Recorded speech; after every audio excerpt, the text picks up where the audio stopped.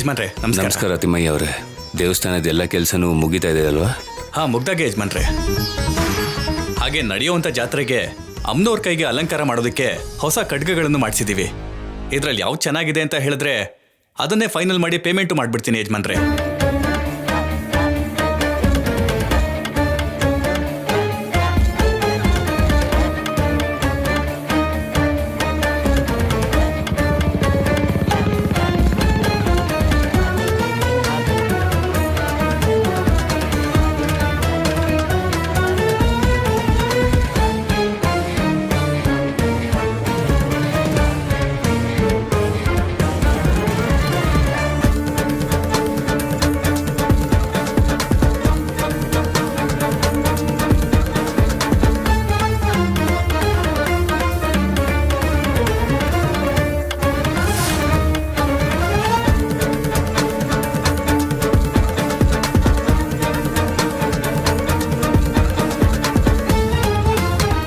ಏನ್ ಕತ್ತಿ ಇಷ್ಟಿದಾವೆ? ಇವೆಲ್ಲ ನನ್ ಸಾಯಿಸೋದಕ್ಕೆ. ಸರ್, ನಿಜ ಗೊತ್ತಾಗಿ ನಮ್ಮಪ್ಪ ನಿಮ್ಗೇನಾದ್ರೂ ಮಾಡ್ತಾರೆ ಅಂತ ನಿಮಗೆ ಭಯ ಆಗ್ತಿದೆ ಅಲ್ವಾ? ಈ ರಾಜಲಕ್ಷ್ಮಿ ನನ್ನ ಬಗ್ಗೆ ಏನೇನೋ ಹೇಳಿರ್ತಾಳೆ. ಅದಕ್ಕೆ ಮಾವ ಎಲ್ಲ ವೆಪನ್ಸ್ನು ತಂದ್ಬಿಟ್ಟಿದ್ದಾರೆ.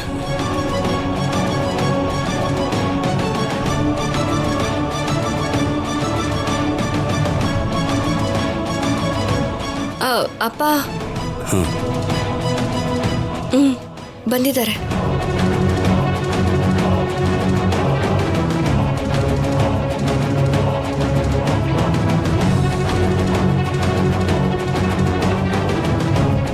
ಅಲ್ಲೇ ಯಾಕಪ್ಪ ನಿಂತ್ಕೊಂಡೆ? ಬಾ. ಬರ್ತಾ ಇದ್ದೀನಿ ಮಾವ.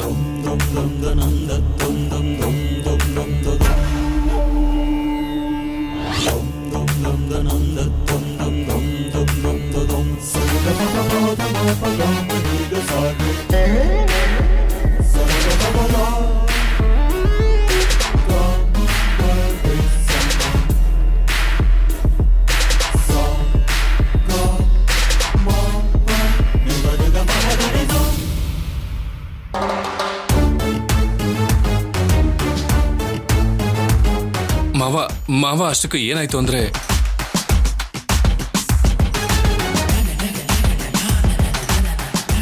ರಾಜಿ ಹೇಳಿದ್ದು ಕರೆಕ್ಟೇ ಶೌರ್ಯ. ಏನ್ ಕರೆಕ್ಟು? ನಮಗೂ ಕೂಡ ಅದೇ ಬೇಕಪ್ಪ.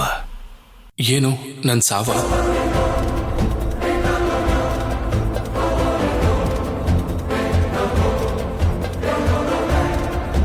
ಯಾಕಪ್ಪ ಶೌರ್ಯ ಒಂಥರ ಹೆದರ್ಕೊಳ್ತಿದ್ಯಾ? ಎದುರಿಗೆ ನನ್ ಸಾಯಿಸೋದಕ್ಕೆ ಅಷ್ಟೆಲ್ಲ ಕತ್ತಿ ಹಿಡ್ಕೊಂಡು ನಿಂತಿದ್ರೆ ನನಗೆ ಈ ರೀತಿ ಆಗದೆ ಇನ್ನೇನಾಗುತ್ತೆ? ಏನ್ರಿ, ಯಾಕೆ ನಿಧಾನ ಮಾಡ್ತಿದ್ದೀರಾ? ಕೇಳಿ ಏನು ಅಂತ. ಏನ್ ಕೇಳ್ತಾರತ್ತೆ? ಕೊನೆ ಆಸೆನಾ? ಕೊನೆ ಆಸೆನಾ? ಏನ್ ಅನ್ಕೋತಿದ್ದೀರಾ ಸರ್ ನೀವು? ಅದೇ ಆದ್ಯ. ಅಷ್ಟೊಂದು ಕತ್ತಿ ಮತ್ತೆ ಮಾವ ಈ ಸೆಟಪ್ ಎಲ್ಲ ನನ್ನ ರೆಸ್ಟ್ ಇನ್ ಪೀಸ್ ಮಾಡೋದಕ್ಕೆ ತಾನೆ. ಸಾಯಿಸೋ ಮುಂಚೆ ಕೊನೆ ಆಸೆ ಕೇಳ್ತಾ ಇದ್ದಾರೆ ಅಷ್ಟೇ ತಾನೆ? ಅಲ್ಲ, ಮತ್ತೆ ಸ್ವಲ್ಪ ಹೊತ್ತು ಸುಮ್ಮನೆ ಇರಿ, ನಿಮ್ಗೆ ಅರ್ಥ ಆಗತ್ತೆ. ಇದು ನಮ್ಮೆಲ್ಲರ ಆಸೆ ಶೌರ್ಯ.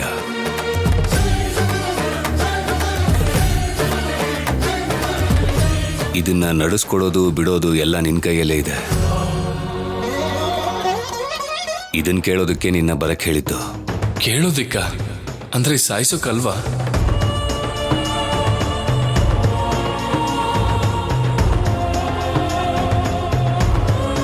ಮಾವ, ನಿಮ್ ಕೋರಿಕೆ ನನ್ನ ಕೈಯಲ್ಲಿದ್ರೆ ಕೇಳೋದೇನಕ್ಕೆ? ಆರ್ಡರ್ ಕೊಟ್ರೆ ಸಾಕಲ್ವಾ?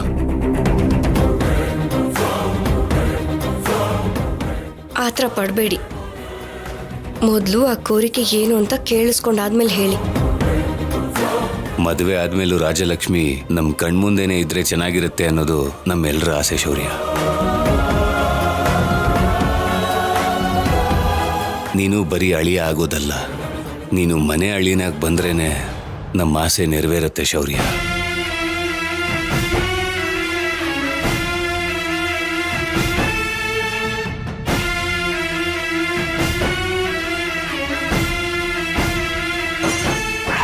ಲೇ ಮಗನೇ, ಈ ಪ್ರಪಂಚದಲ್ಲಿ ಮುಖದ ಮೇಲೆ ಮೀಸೆರೋ ಯಾವ ಗಂಡಸು ಕೂಡ ಮನೆ ಎಳಿಯನಾಗಿ ಬರೋದಕ್ಕೆ ಒಪ್ಕೊಳ್ಳಲ್ಲ. ನೋಡಿದ್ಯಾ, ಮನೆ ಹಳ್ಳಿ ಅಂತಿದ್ದ ಹಾಗೆ ಬಾಯಿ ಮುಚ್ಚೋಯ್ತು.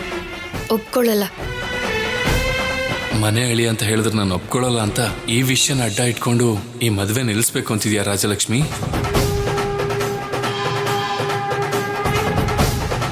ಏನ್ ಯೋಚನೆ ಮಾಡ್ತಿದ್ದೀಪ ಶೌರ್ಯ? ಅತ್ತೆ, ಇದರಲ್ಲಿ ಬಲವಂತ ಏನೂ ಇಲ್ಲಪ್ಪ ಶೌರ್ಯ. ನಿನಗೇನಾದರೂ ಅಭ್ಯಂತರ ಇದ್ರೆ ಹೇಳು. ಅವ್ರಿಗಿಷ್ಟ ಇಲ್ಲ ಅನ್ಸತ್ತೆ ಅಪ್ಪ, ಅದಕ್ಕೆ ಸುಮ್ಮನೆ ಇದ್ದಾರೆ. ಅಯ್ಯೋ, ನನಗೇನು ಅಭ್ಯಂತರ ಇಲ್ಲ.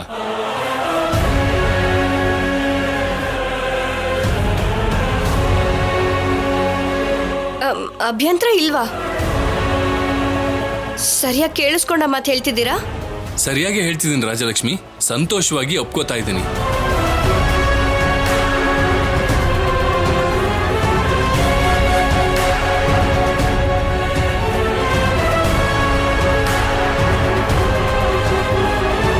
ಮಾವ, ಇದನ್ನ ನಾನು ವರ ಅಂತ ಅನ್ಕೋತೀನಿ.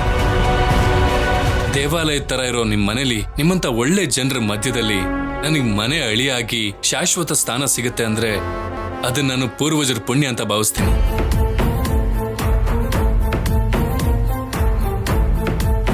ನೀನ್ ಕಷ್ಟಪಟ್ಟು ಬೆಂಕಿನ ಅಣ್ಸಿದ್ರೆ ಸರ್ ಅದ್ರ ಮೇಲೆ ಚೆನ್ನಾಗಿ ನೀರ್ ಹಾಕ್ಬಿಟ್ರು. ಇನ್ನ ನೀನೇನು ಮಾಡಕ್ಕಾಗಲ್ಲ, ಎಲ್ಲ ಮುಗೀತು ಅಂತ ನೀನ್ ಅನ್ಕೋತಿದ್ಯಾ, ನಾನ್ ಅನ್ಕೋತಿಲ್ಲ. ಯಾರೇನೇ ಹೇಳಿದ್ರು ನನ್ನ ಪ್ರಯತ್ನ ನಿಲ್ಲಲ್ಲ.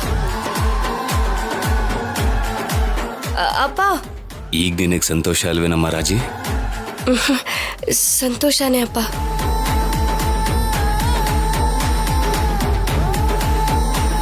ಆದ್ರೆ ಈ ಸಂತೋಷ ಎಲ್ಲಿವರೆಗೂ ಇರುತ್ತೋ ಗೊತ್ತಿಲ್ವಲ್ಲ ಅಪ್ಪ. ರಾಜಿ, ಯಾಕೆ ಹಾಗೆ ಹೇಳ್ತಿದ್ಯಾ ನೀನು? ಅಷ್ಟೇ ಅಲ್ವಮ್ಮ, ಇವರೇನೋ ಮನೆ ಹಳ್ಳಿ ಆಗಕ್ಕೆ ಒಪ್ಕೊಂಡಿದ್ದಾರೆ. ಆದ್ರೆ ಈ ವಿಷಯ ಇನ್ನೂ ಅತ್ತೆಗೆ ಮತ್ತೆ ಮಾವಂಗೆ ಗೊತ್ತಿಲ್ಲ ಅಲ್ವಾ ಅಮ್ಮ? ಒಂದ್ಸಲ ಅವ್ರ ಅಪ್ಪ ಮತ್ತೆ ಅಮ್ಮನ್ನು ಕೇಳಿದ್ರೆ ಒಳ್ಳೇದು ಅಲ್ವಾ?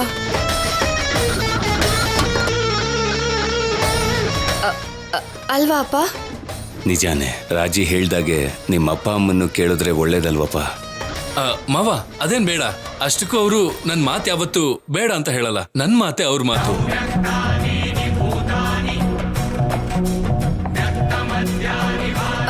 ಇಲ್ಲ ಅಪ್ಪ, ಅದು ಎಲ್ರೂ ಮುಂದೆನೆ ನಡೆದ್ರೆ ನಿಮ್ ಕಡೆಯಿಂದ ಯಾವ ತಪ್ಪು ಇರಲ್ಲ ಅಲ್ವಾ? ರಾಜಿ ಹೇಳಿದ್ದು ಕೂಡ ನಿಜಾನೇ. ನಿಮ್ ತಂದೆ ತಾಯಿಗೂ ಇಲ್ಲಿಗೆ ಬರೋದಕ್ಕೆ ಹೇಳಪ್ಪ, ಇಲ್ಲೇ ಮಾತಾಡ್ಕೊಂಡ್ರಾಯ್ತು. ಸರಿ ಸರಿ ಮಾವ, ಅಪ್ಪ ಅಮ್ಮನ ಹತ್ರ ಮಾತಾಡಿ ನಾನು ಈಗಲೇ ಬರ್ತೀನಿ.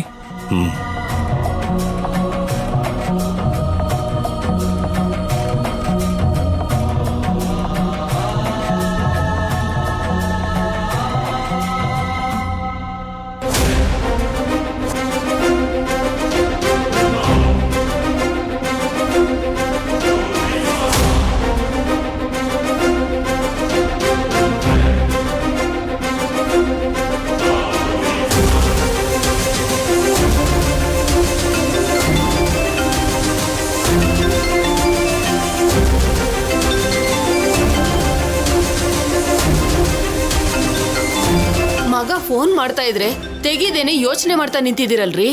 ನಮ್ ಶೌರ್ಯನೇ ಮಾಡ್ತಿದ್ದಾನೋ ಇಲ್ಲ ಆ ರಾಜಾರಾಮ್ ಅವ್ರು ಮಾಡ್ತಿದ್ದಾರೋ ಗೊತ್ತಾಗ್ದೆ ನಿಂತಿದ್ದೀನಿ ಕಣೆ. ಹೋಗ್ಲಿ, ನೀನೇ ತೆಗಿ. ಅಯ್ಯೋ, ನಾನ್ ತೆಗಿಯಲ್ಲ.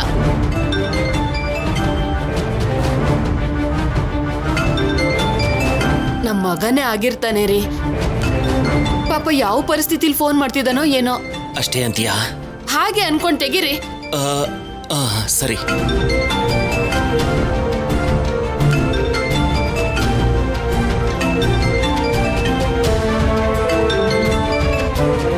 ಹಲೋ. ಹಲೋ ಅಪ್ಪ. ಶೌರ್ಯ ಕಣೆ. ಹಬ್ಬ, ಏನಪ್ಪ ನೀನು ಕಾಲೇ ಎತ್ತಲ್ಲ ಅಂತೀರಾ? ಅದು ನೀನ್ ಫೋನ್ ತಗೊಂಡು ಆ ರಾಜಾರಾಮ್ ಅವ್ರು ಏನಾದ್ರು ಫೋನ್ ಮಾಡಿದಾರೇನೋ ಅಂತ ಭಯ ಪಡ್ತಿದ್ವಿ ಕಣೋ. ಅಷ್ಟಕ್ಕೂ ಏನ್ ನಡೆದಿದೆ ಅಲ್ಲಿ? ರಾಜಲಕ್ಷ್ಮಿ ಅವ್ರ ಅಪ್ಪನ್ಗೆ ನಿಜ ಹೇಳ್ಬಿಟ್ಟಿದ್ದಾಳ? ಏನು ಹೇಳಿಲ್ಲ ಅಪ್ಪ. ಹೌದಾ? ತುಂಬಾ ಒಳ್ಳೆ ಹುಡುಗಿ ಕಣ ಅವಳು, ದೇವತೆ. ನೀನೇ ಅನಾವಶ್ಯಕವಾಗಿ ಆ ಹುಡುಗಿನ ಅಪಾರ್ಥ ಮಾಡ್ಕೊಂಡು ನೀನು ಭಯ ಪಡೋದಲ್ದೆ ನಮ್ಮನ್ನು ಭಯ ಪಡಿಸ್ದೆ. ಸರಿ ಬಿಡು, ನಿನ್ ಸೊಸೆನ್ ಹೋಗ್ಲಿದ್ ಸಾಕ್ ಬಿಡು. ನೀನು ಅಮ್ಮನ್ ಕರ್ಕೊಂಡು ಬೇಗ ದೇವಸ್ಥಾನಕ್ಕೆ ಬನ್ನಿ. ದೇವಸ್ಥಾನಕ್ಕ? ಯಾಕೋ? ಮಾತಾಡೋದಿಕ್ಕೆ. ಏನ್ ಮಾತಾಡ್ಬೇಕೋ? ನಿಮ್ ಮಗನ್ನ ಮನೆ ಅಳಿಯಾಗಿ ಕಳ್ಸೋದಕ್ ನಿಮ್ಗೆ ಓಕೆನಾ ಅಂತ ನಮ್ ಮಾವನವರು ಕೇಳ್ತಾರೆ. ಮನೆ ಅಳಿಯ ಅಂದ್ರೇನೋ? ಅಲ್ಲ, ನಾಳೆನೆ ಮದುವೆ ಇಟ್ಕೊಂಡು ಅಷ್ಟಕ್ಕೂ ಮನೆ ಅಳಿಯ ಆಗೋದಿಕ್ಕೆ ಈ ಕಾಲದಲ್ಲಿ ಯಾರಾದ್ರೂ ಒಪ್ಕೋತಾರ? ಅದು ಅಲ್ದೆ ನೀನು ಹೋಗ್ತೀಯಾ ಹೇಳು? ನಾನು ಹೋಗಲ್ಲ, ನೀವ್ ಒಪ್ಕೊಳ್ಳಲ್ಲ ಅಂತ ಮದುವೆ ನಿಲ್ಸೋದಕ್ಕೆ ರಾಜಲಕ್ಷ್ಮಿ ನಿಜಾನ ಹೇಳ್ದೇನೆ ಈಗ ಅವಳು ಇಂಥ ಪ್ಲಾನ್ ಮಾಡಿದಾಳೆ ಅಪ್ಪ. ಅದನ್ನ ಅರ್ಥ ಮಾಡ್ಕೊಂಡು ನಾನು ಓಕೆ ಅಂತ ಹೇಳ್ದೆ. ನೀವು ಕೂಡ ಬಂದು ಡಬಲ್ ಓಕೆ ಅಂತ ಹೇಳಿದ್ರೇನೆ ಈ ಮದ್ವೆ ನಡೆಯೋಕ್ ಸಾಧ್ಯ. ಆದ್ರೆ ನೀನ್ ಮನೆ ಅಳಿಯ ಆಗೋದು ಅಂದ್ರೆ ಏನೋ? ಅಬ್ಬಾ, ಮೊದ್ಲು ಈ ಮದ್ವೆ ಆಗ್ಲಿ ಅಪ್ಪ. ಅದಾದ್ಮೇಲೆ ರಾಜಲಕ್ಷ್ಮಿಗೆ ನನ್ನ ನಿಜ ಅಂಶ ಗೊತ್ತಾದ್ಮೇಲೆ ಅವಳೇ ನಮ್ಮ ಮನೆಗ್ ಬರ್ತಾಳೆ.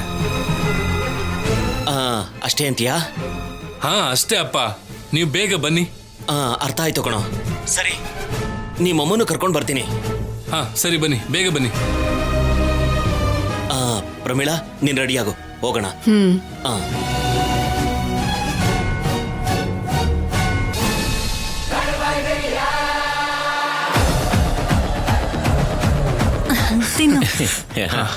ತಿನ್ನು ಮಗನೆ. ಚೆನ್ನಾಗಿದ್ಯಾ? ಏನಿದೆಲ್ಲ ನಿನ್ಗೋಸ್ಕರ ಮಾಡಿದ್ದ? ತಿನ್ನಪ್ಪ.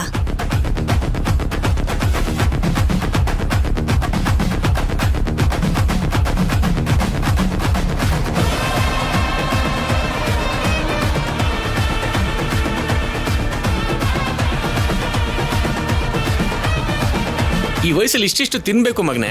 ಈಗ ನೋಡಿ ನಾನು ಚಕ್ಕುಲಿ ಹೇಗೆ ತಿಂತೀನಿ ಅಂತ.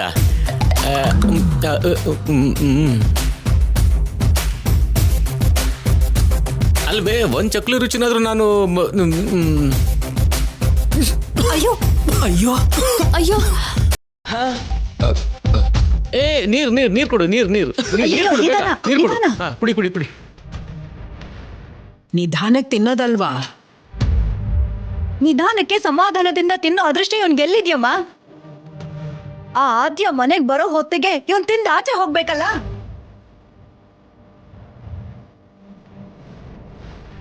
ಪಾಪ ನನ್ ಕಂದ, ಅಣ್ಣ ಆಚೆ ಇರುವಂತ ಶಿಕ್ಷೆ ಕೊಟ್ಟಾಗಿಂದ ನೋಡು ಹೇಗ್ ಸ್ವರ್ಗ ಹೋಗಿದ್ದಾನೆ ಅಂತ.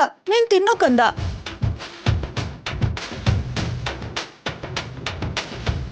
ಯಾಕೆ ಸಣ್ಣ ಆಗಿದಾರಾ? ದೊಡ್ಡಪ್ಪ ಶಿಕ್ಷೆ ಕೊಟ್ಟಾಗಿಂದ ಸ್ವಲ್ಪ ದಪ್ಪ ಆಗಿದಾರ ಅನ್ಸುತ್ತೆ. ನೋಡು, ಒಬ್ಬ ಒಳ್ಳೆ ಹುಡುಗನ್ ತರ ಡಿಗ್ನಿಫೈಡ್ ಆಗಿ ಹೀಗ್ ತಿಂದಿ ಹಾಗೆ ಹೋಗ್ಬಿಡೋರು. ಇವಾಗ ನೋಡು, ಒಳ್ಳೆ ಬಕಾಸುರನ್ ತರ ಟೇಬಲ್ ಮೇಲೆ ಇರೋದ್ನೆಲ್ಲ ತಿಂತಿದ್ದಾನೆ. ಕಣ್ಣು ಹಾಕ್ಬೇಡ, ಸುಮ್ಮನೆ ಹಾಗೆ ಹೇಳ್ಬಾರ್ದು. ಅವನಿಗೆ ದೃಷ್ಟಿ ಆಗತ್ತೆ. ನೀನ್ ತಿನ್ನು ಕಂದ.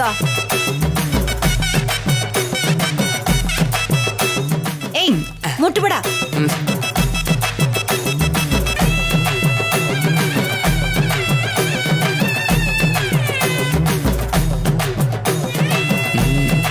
ಮಾವ, ದೊಡ್ಡಪ್ಪ ಅದೇ ಕಾಲ್ ಬರ್ತಿದ್ದಾರೆ ನೋಡು ಅಲ್ಲಿ.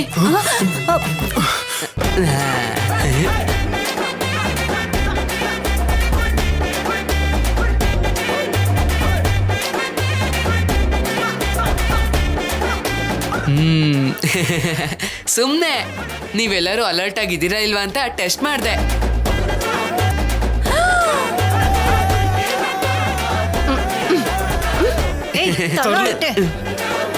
ನೀನ್ ಕೂತ್ಕೊಳ್ಳೋ ಕಂದ. ಅಷ್ಟಕ್ಕೂ ನಮ್ಮನೇಲಿ ನಾವ್ ಆ ಆದ್ಯಂಗ್ ಹೆದರ್ಕೋಬೇಕು. ಏನ್ ಕರ್ಮನೋ.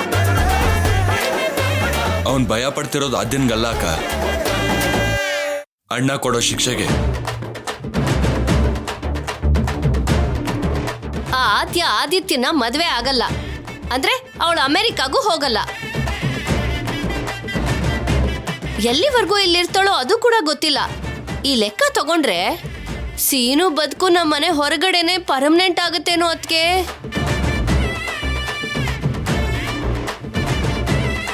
ಅಯ್ಯೋ ಲೋ ಸೀನು, ಆ ಆದಿನಿಂದನೇ ಕಣೋ ಇಷ್ಟು ಬೈಗಳ ನಿನ್ಗೆ. ಅವಳು ನಿನ್ನ ಅಷ್ಟೆಲ್ಲ ದ್ವೇಷಿಸ್ತಾ ಇದ್ರು, ನಿನಗ್ಯಾಕೋ ಅವಳ ಮೇಲೆ ಈ ಹುಚ್ಚು ಪ್ರೀತಿ? ನನ್ ಮಾತ್ ಕೇಳೋ, ಆ ಆದಿ ಅಂದ್ರೆ ನನ್ಗಿಷ್ಟ ಇಲ್ಲ, ಅವಳ ಮೇಲೆ ನನಗ್ ಪ್ರೀತಿ ಇಲ್ಲ, ಇನ್ಮೇಲೆ ಅವಳ ಗಂಟೆಗೆ ಹೋಗಲ್ಲ ಅಂತ, ಅವಳ ಹಿಂದೆ ಬೀಳಲ್ಲ ಅಂತ ನಿಮ್ಮ ಮಾವನ್ಗೆ ಹೇಳ್ಬಿಡೋ. ಆಮೇಲೆ ನಾನ್ ನಮ್ಮ ಅಣ್ಣನ್ ಕಾಲ್ ಹಿಡ್ಕೊಂಡಾದ್ರೂ ಸರಿ ನಿನ್ ಶಿಕ್ಷೆ ರದ್ದು ಮಾಡಿಸ್ತೇನೆ ಕಣೋ. ಅದು ಶಿಕ್ಷೆ ಅಂತ ನೀನ್ ಅನ್ಕೊಂಡಿದ್ಯೆ, ಇವನ್ ಅನ್ಕೊಂಡಿಲ್ಲ. ಹಾಗಂತ ನಾನು ಹೇಳಿದ್ನ ಅಂದ್ರೆ ಕಂದ, ಹಾಗಾದ್ರೆ ನಾನ್ ಹೇಳ್ದಾಗ ಮಾಡೋ. ನನ್ನ ಹೊಟ್ಟೆಲ್ ಆಗ್ತಿರೋ ಹಸುವ ನಿನಗೆ ಕಾಣಿಸ್ತಾ ಇದೆ ಆದ್ರೆ ನನ್ನ ಮನ್ಸಲ್ಲಿರೋ ಆದ್ಯ ಯಾಕಮ್ಮ ಕಾಣಿಸ್ತಿಲ್ಲ?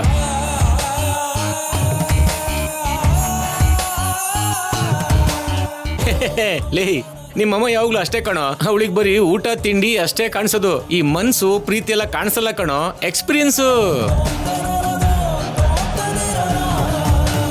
ಸೀನು, ಅವಳು ನಿನ್ನ ಇಷ್ಟೆಲ್ಲ ದ್ವೇಷಿಸ್ತಾ ಇದ್ರು, ನೀನ್ ಯಾಕೋ ಅವಳನ್ನೇ ಕನ್ವರಿಸ್ತಾ ಇದ್ಯಾ? ಪಾಪ, ಸ್ವಲ್ಪ ನಿಮ್ಮಮ್ಮ ಹೇಳ್ದಂಗ್ ಕೂಡ ಕೇಳ್ಬೋದಲ್ಲ ಸೀನು. ಅಮ್ಮ ಹೇಳಿದ್ರು, ಅಮ್ಮವ್ರ ಅಮ್ಮ ಹೇಳಿದ್ರು, ಅವ್ರ ಅಮ್ಮ ಹೇಳಿದ್ರು, ಆ ಮುತ್ತಜ್ಜಿ ಅವ್ರ ಅಮ್ಮ ಹೇಳಿದ್ರು, ನನ್ನ ಮಾತನ್ನ ನಾನು ಬದಲಾಯಿಸಲ್ಲ. ಯಾಕೆ? ಅದ್ ಹಾಗೆ, ಆದ್ಯ ಏನೇ ಮಾಡಿದ್ರು ನಾನು ಅವಳನ್ನ ಮರೆಯಲ್ಲ. ಮಗನೇ, ಡೈಲಾಗ್ ಅದಲ್ಲ ಕಣೋ, ಅದು ಇವಾಗ ಬದಲಾಗಿದೆ. ಹೌದಾ? ಅಷ್ಟು ಬೇಗ ಆಯ್ತಾ? ಅಬ್ಬು, ತುಂಬಾ ಕೊಬ್ಬಿದೆ ಇವನಿಗೆ.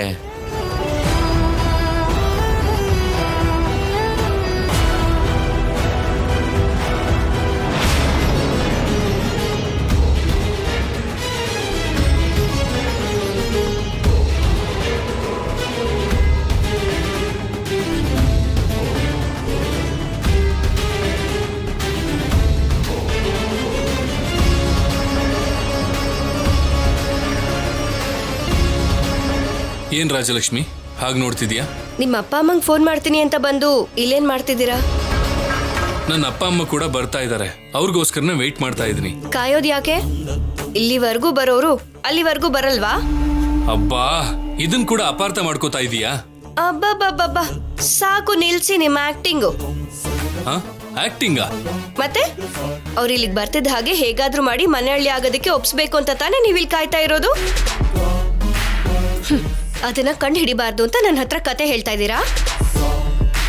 ಸಾಕು ಸಾಕು, ಹೋಗಿ ನಿಮ್ಮ ಅಪ್ಪ ಅಮ್ಮನ ನಾನ್ ಕರ್ಕೊಂಡ್ ಬರ್ತೀನಿ. ಏನು, ನೀನಾ? ಹೌದು.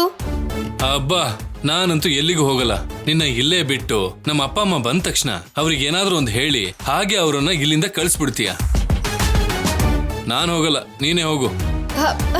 ಇಲ್ಲ, ನೀವೇ ಹೋಗಿ. ನಾನು ಹೋಗಲ್ಲ. ಹೋಗ್ಬೇಕು. ನಾನು ಹೋಗಲ್ಲ ಅಂತ ಹೇಳ್ದೆ ಅಲ್ವಾ? ಅರ್ಥ ಆಗಲ್ವಾ ನಿಂಗೆ? ನಾನು ಹೋಗಲ್ಲ ಅಷ್ಟೇ. ಹೋಗ್ಬೇಕು, ನಾನು ಕಳಿಸ್ತಾ ಇದ್ದೀನಲ್ವಾ?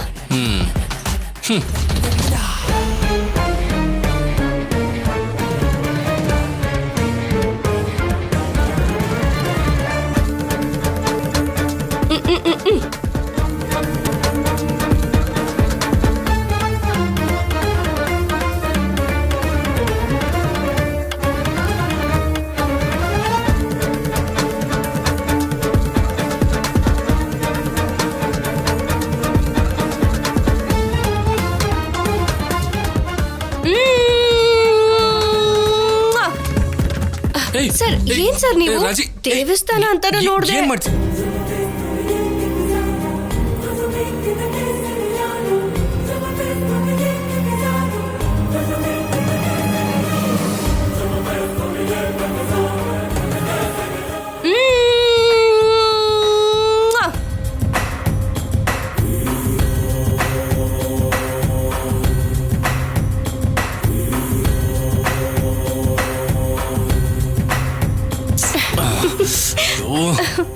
ಏನಪ್ಪ ಇದು ದೇವಸ್ಥಾನ ಅನ್ನೋ ಜ್ಞಾನನೂ ಇಲ್ವಾ ನಿನ್ಗೆ?